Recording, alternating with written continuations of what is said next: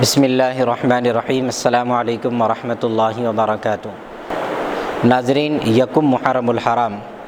سارے عالم اسلام کو اس بات کا علم ہے کہ یکم محرم الحرام کو خلیفہ رسول حضرت سیدنا عمر بن خطاب رضی اللہ تعالی عنہ کی شہادت کا واقعہ پیش آیا۔ حضرت عمر رضی اللہ تعالی عنہ ایک ایسے جلیل القدر صحابی رسول ہیں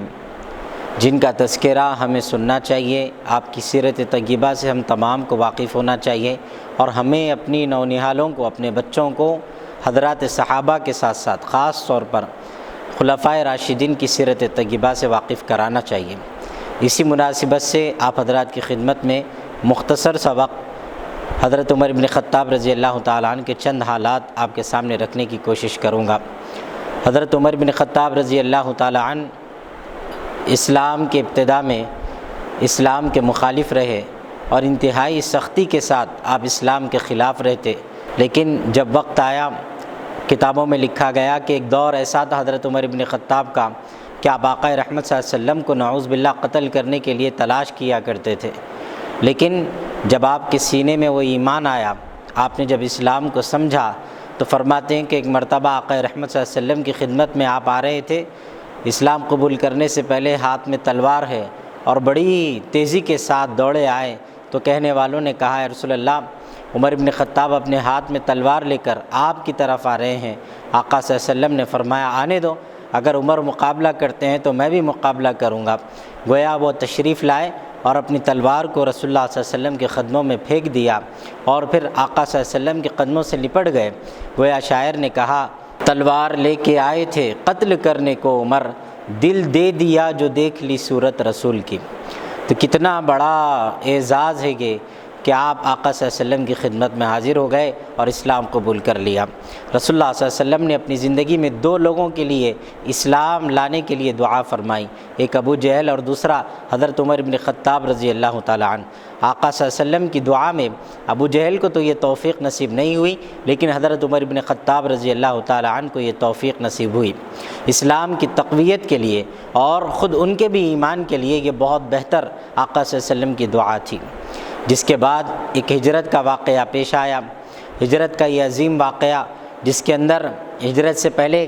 کئی چند صحابہ کو آقا صلی اللہ علیہ وسلم نے حکم دے دیا تھا کہ وہ مکہ چھوڑ کر مدینے چلے جائیں، اور یہ حکم ایسا تھا کہ خاموشی کے ساتھ ہجرت کرنا تھا، کسی کو پتہ چلتا تو جانی نقصان کا خدشہ تھا۔ لیکن حضرت عمر بن خطاب رضی اللہ تعالیٰ عنہ جب ہجرت کے لیے جانے والے ہیں تو آپ خانہ کعبہ پہنچے، اور آپ طواف فرماتے ہیں، اور اپنے ہاتھ میں تلوار لیے کفار کے مجمع سے یہ اعلان کرتے ہیں کہ تم اپنی بیویوں کو بیوہ، تم اپنے بچوں کو اگر یتیم کرنا چاہتے ہو تو مکے سے باہر آ جاؤ اور مجھ سے مقابلہ کر لو، میں مقابلہ کرنے کے لیے تیار ہوں۔ لیکن یہ کہنے کے باوجود آپ کی ہمت و جرت کے سامنے تمام کفار زیر ہو گئے، اور وہ خاموش دیکھتے رہے، اور کوئی آپ کا بال باکا نہ کر سکا۔ یہ ایمان آپ کے دل میں اللہ تبارک و تعالیٰ نے عطا فرمایا تھا۔ رسول اللہ صلی اللہ علیہ وسلم نے ایک مرتبہ ارشاد فرمایا کہ میں آخری نبی ہوں، میرے بعد کوئی نبی آنے والا نہیں ہے، لیکن اگر اللہ کو کسی کو نبی بنانا ہوتا میرے بعد تو اللہ تبارک و تعالی حضرت عمر بن خطاب رضی اللہ تعالی عنہ کو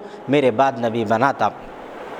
یہی نہیں بلکہ حضرات صحابہ مختلف حدیثوں کے اندر حضرت عمر بن خطاب رضی اللہ تعالیٰ عنہ کے فضائل کو اگر دیکھیں، آپ کے مقام و مرتبے کو اگر دیکھیں، تو لکھتے ہیں کہ اللہ تبارک و تعالیٰ کے قریبی بندوں میں حضرت عمر بن خطاب رضی اللہ تعالیٰ عنہ تھے کہ قربان جائیے، رسول اللہ صلی اللہ علیہ وسلم نے فرمایا کہ میں جب اپنی قبر سے اٹھایا جاؤں گا تو میرے ہاتھ میں ایک ہاتھ میں ابو بکر اور دوسرے ہاتھ میں عمر بن خطاب رضی اللہ تعالیٰ عنہ کا ہاتھ ہوگا، اور میں اٹھایا جاؤں گا اپنی قبر سے۔ تو اس سے اندازہ لگائی کہ حضرت عمر کا مقام و مرتبہ کیا ہے، اور اس وقت جس وقت کے رسول اللہ صلی اللہ علیہ وسلم اس دنیا سے جا چکے، آپ کے دل میں اللہ کے رسول کی ایسی محبت تھی، ایسی محبت تھی، قربان جائیے، ہاتھ میں تلوار لیے گھومتے پھر رہے اور کہہ رہے ہیں کہ جو کوئی شخص کہے گا کہ رسول اللہ صلی اللہ علیہ وسلم اس دنیا سے رخصت ہو گئے، میری تلوار سے اس کی گردن کو اڑا دوں گا، ایسی محبت فرمائی ہے کہ پوچھیے مت۔ مشہور واقعات ہیں جن میں آپ اس بات کا اندازہ لگا سکتے ہیں کہ حضرت عمر ابن خطاب رضی اللہ تعالیٰ عنہ اعمال صالحہ میں، نیک اعمال میں آگے بڑھنے کی جس طرح کوشش کرتے تھے، اور حضرت عمر رضی اللہ تعالیٰ عنہ ہمیشہ چاہتے تھے کہ حضرت ابوبکر کے معاملے میں، آپ کے اعمال صالحہ میں آپ سبقت لے لیں، کوشش کریں کہ جتنا یہ نیکی کا کام کرتے ہیں اس سے کئی گنا زیادہ آپ نیکی کا کام کریں، لیکن ہمیشہ آپ پیچھے ہو جاتے، لیکن آپ نے اپنی کوششوں کو کبھی نہیں چھوڑا۔ بے شمار ایسے واقعات آپ کو مل جائیں گے۔ اور پھر اسی طرح حضرت عمر بن خطاب رضی اللہ تعالیٰ عنہ آقا صلی اللہ علیہ وسلم کی وصال کے بعد حضرت ابوبکر صدیق رضی اللہ تعالیٰ عنہ خلیفہ بنے، اس کے بعد آپ کی انتقال کے بعد حضرت عمر بن خطاب رضی اللہ تعالیٰ عنہ خلیفہ بنے۔ میرے عزیز بزرگوں اور دوستوں، 10 سال سے زیادہ آپ کی خلافت رہی، اور اس 10 سال کے نظام میں حضرت عمر بن خطاب رضی اللہ تعالیٰ عنہ نے ایسے ضوابط، ایسے قوانین اور ایسی حکومت کا نظام بنایا، خدا کی قسم ہمارے اس ملک ہندوستان بھارت کے مہاتما گاندھی، جب ان سے پوچھا گیا کہ آپ بتائیے کہ اگر کسی کو حکومت کرنا ہے تو وہ کس طرح کرے، تو آپ نے فرمایا کہ اگر آپ کو حکومت کرنا ہے تو آپ کے لیے بہترین نمونہ، ایک آئیڈیل مسلمانوں کے امیر حضرت عمر ابن خطاب رضی اللہ تعالیٰ عنہ کی سیرت طیبہ ہے۔ جس طرح انہوں نے عدل و انصاف کیا، انہوں نے جس طرح کی خلافت اور حکمرانی کی، اس طرح کی حکمرانی کرنی چاہیے جس سے ملک کے اندر عدل و انصاف پیدا ہوتا ہے۔ یہی نہیں بلکہ نبی رحمت صلی اللہ علیہ وسلم نے جب مکہ فتح کیا،